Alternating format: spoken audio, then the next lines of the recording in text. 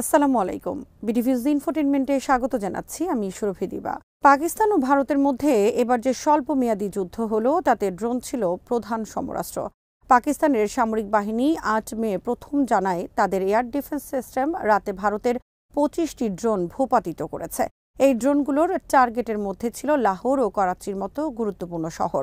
হামলায় একজন বেসামরিক নাগরিক নিহত হয়েছে, আহত হয়েছে আরও ৫ জন। আহতদের মধ্যে ৪ জন সেনা সদস্য।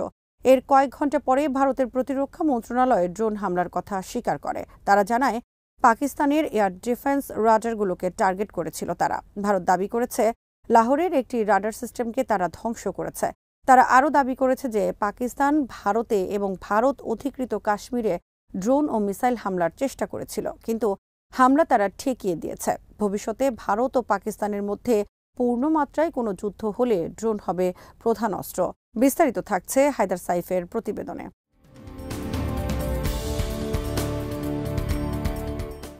ড্রোন হামলা দুই পারমাণবিক শক্তিধর প্রতিবেশীর মধ্যে উত্তেজনা বাড়িয়ে দিয়েছিল। এর আগে ভারত পাকিস্তানে এবং পাকিস্তান শাসিত কাশ্মীরে মিসাইল হামলা করেছিল। পাকিস্তানের ভাষ্য অনুযায়ী ওই হামলায় ৩১ জন নিহত হয়েছে। দুই দেশের মধ্যে এর আগে যে ৪টি যুদ্ধ হয়েছে তার বাইরে এটাই ছিল পাকিস্তানের ওপর ভারতের সবচেয়ে বড় হামলা। উভয় পক্ষই ভারী কামানের গোলা বিনিময় করেছে। কাশ্মীরের সীমান্তবর্তী এলাকার মানুষেরা অন্য জায়গায় পালিয়ে গেছে। ভারত অধিকৃত কাশ্মীরে ২২ এপ্রিল সন্ত্রাসী হামলা হয়। বন্দুকধারীরা সেখানে ২৫ জনকে হত্যা করে। পাকিস্তানের বিরুদ্ধে হামলাকারীদের সমর্থন দেওয়ার অভিযোগ তোলে ভারত। পাকিস্তান অবশ্য তাদের অভিযোগ নাকচ করে দিয়েছে।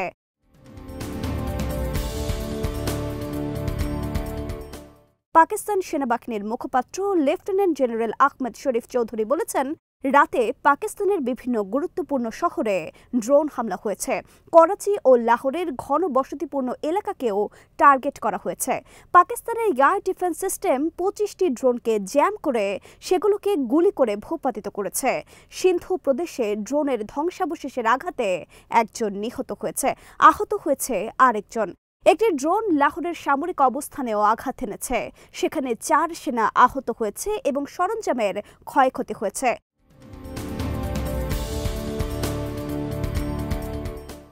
ড্রোন হামলাকে নগ্ন আগ্রাসন ও চরম উস্কানি আখ্যা দিয়েছেন চৌধুরী। তিনি সতর্ক করে দিয়ে বলেছেন, পাকিস্তান জবাব দেওয়ার জন্য প্রস্তুত। তিনি বলেন, মনে হচ্ছে ভারত হুঁশ হারিয়ে ফেলেছে। পরিস্থিতি শান্ত না করে তারা উত্তেজনাকে আরও উস্কে দিচ্ছে। পাকিস্তানের সামরিক বাহিনী যে কোনো হুমকির জবাব দেওয়ার জন্য তৈরি আছে।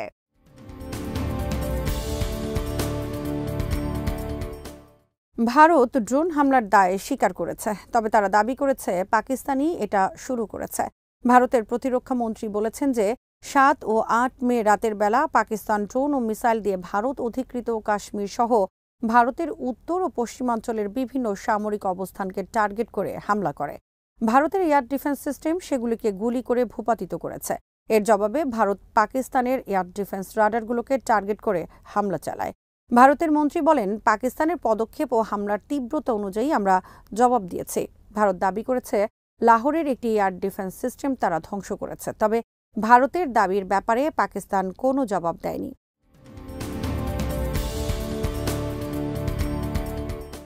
যেসব জায়গায় ভারত ড্রোন হামলা করেছে সেসব জায়গার নাম জানিয়েছেন পাকিস্তানের মুখপাত্র।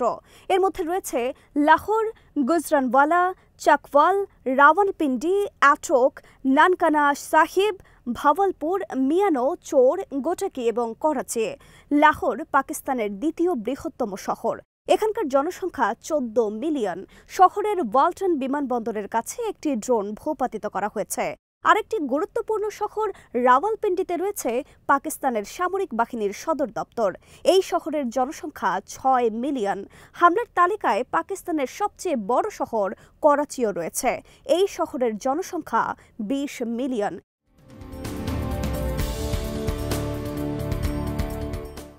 এদিকে ভারত দাবি করেছে তাদের ১৫টি শহরকে টার্গেট করে ড্রোন ও মিসাইল হামলা করেছে পাকিস্তান। এই শহরগুলো হলো শ্রীনগর, জম্মু, পাঠানকোট, অমৃতসর, কাপুরথালা, জলন্ধর, লুধিয়ানা, আদমপুর, ভাটিন্ডা, চণ্ডীগড়, নাল, ফলোদি, উত্তরলাই ও ভুজ। শ্রীনগর ভারত অধিকৃত কাশ্মীরের সবচেয়ে বড় শহর। এখানকার জনসংখ্যা 1.2 মিলিয়ন। অন্যদিকে জম্মু হল কাশ্মীরের শীতকালীন রাজধানী। এখানকার জনসংখ্যা 5 লাখের মতো। অমৃতসর আরেকটি গুরুত্বপূর্ণ শহর, যেখানকার জনসংখ্যা 1.1 মিলিয়ন। বিখ্যাত গোল্ডেন টেম্পল রয়েছে এই শহরে। কথিত হামলার টার্গেট গুরুত্বপূর্ণ আরেকটি শহর হল পাঞ্জাব ও হরিয়ানার রাজধানী চণ্ডীগড়। সেখানকার জনসংখ্যা 1 মিলিয়ন।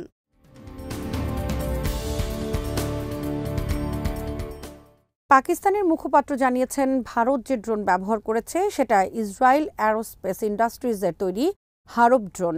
হারব ড্রোন আত্মঘাতী বা কামিকাজে শ্রেণীর ড্রোন। নিক্ষেপের পর টার্গেটে আঘাত হেনে বিস্ফোরিত হওয়ার আগ পর্যন্ত এগুলো ভাসতে থাকে। হারব ড্রোনগুলো ভয়াবহ, কারণ এগুলোর মধ্যে মিসাইল আর ড্রোন দুটো বৈশিষ্ট্যই সংযুক্ত আছে। এগুলো আকারে ছোট, মাত্র 2 মিটারের মতো লম্বা, তাই এগুলোকে চিহ্নিত করাও কঠিন। এগুলো 200 কিলোমিটার পর্যন্ত উঠতে পারে এবং একটানা 6 ঘন্টা আকাশে থাকতে পারে। টার্গেট খুঁজে না পেলে এগুলো আবার ঘাঁটিতে ফিরে যেতে পারে।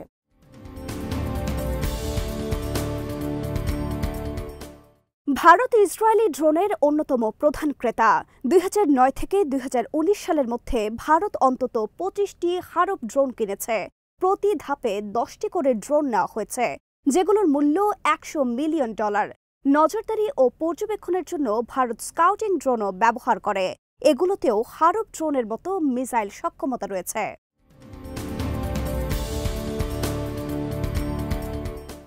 ড্রোনগুলো পাকিস্তানের আকাশসীমায় ঢুকে সামরিক অবস্থানে আঘাত এনেছে। এর অর্থ হলো এগুলো পাকিস্তানের এয়ার ডিফেন্সকে কিছু জায়গায় এড়াতে পেরেছে। এগুলো পাকিস্তানের সবচেয়ে জনবহুল ও কৌশলগত এলাকাকে টার্গেট করেছে। পাকিস্তান এটাকে চরম উস্কানি আখ্যা দিয়ে বলেছে, এই ধরনের উস্কানি 2 পারমাণবিক শক্তিধর দেশের মধ্যে বড় ধরনের সংঘাত সৃষ্টি করতে পারে।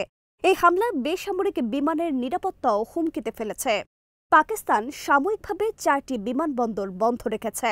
এগুলো হলো লাহোরের আল্লামা ইকবাল, করাচির জিন্নাহ, ইসলামাবাদ ও শিয়ালকোটের বিমানবন্দর।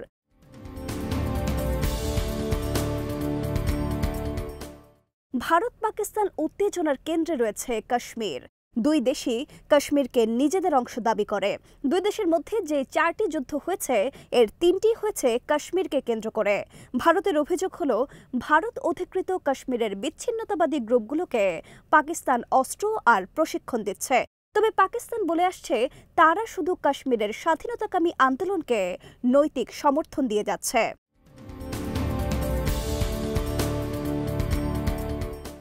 পেহেলগামে এপ্রিলে হামলার মধ্য দিয়ে সাম্প্রতিক এই উত্তেজনা পরিস্থিতি সৃষ্টি হয়েছে। ওই হামলায় 25 জন নিহত হয়েছে। হামলার জন্য ভারত দ্য রেজিস্ট্যান্স ফ্রন্টকে দায়ী করেছে। তাদের দাবি, পাকিস্তান এই গ্রুপটিকে সমর্থন দিচ্ছে। পাকিস্তান এই হামলার নিন্দা করেছে এবং নিরপেক্ষ তদন্ত দাবিও করেছে। প্রতিবেশী এই 2 দেশের সম্মিলিত জনসংখ্যা 1.6 বিলিয়ন। 2 দেশের কাছেই পারমাণবিক অস্ত্র আছে।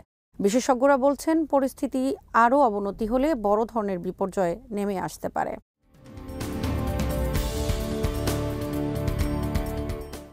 ড্রোন হামলা ভারত পাকিস্তান সম্পর্কে নতুন বিপজ্জনক মাত্রা যুক্ত করেছে।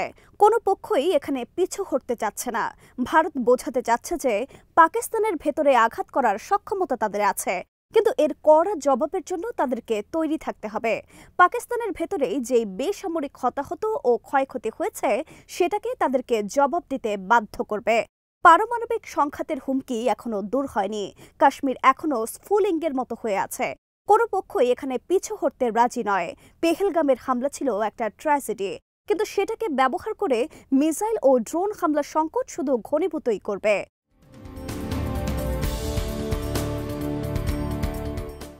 ড্রোন বা মিসাইলের ব্যবহার নয়, 2 দেশের এখন সংলাপে বসতে হবে। আন্তর্জাতিক সম্প্রদায়কে অবশ্যই মধ্যস্থতায় এগিয়ে আসতে হবে।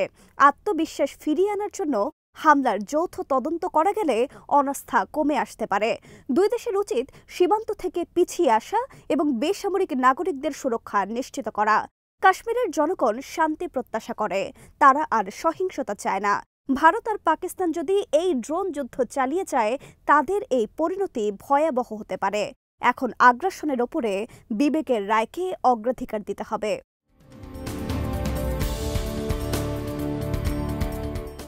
আজ এখানেই শেষ করছি। সমরাস্ত্র, প্রতিরক্ষা, কূটনীতির নানা তথ্য জানতে চোখ রাখুন বিডিভিউজ ইনফোটেইনমেন্টে। চ্যানেলটি ভালো লাগলে সাবস্ক্রাইব করুন, সংযুক্ত থাকুন আমাদের ফেসবুক পেজে। আল্লাহ হাফেজ।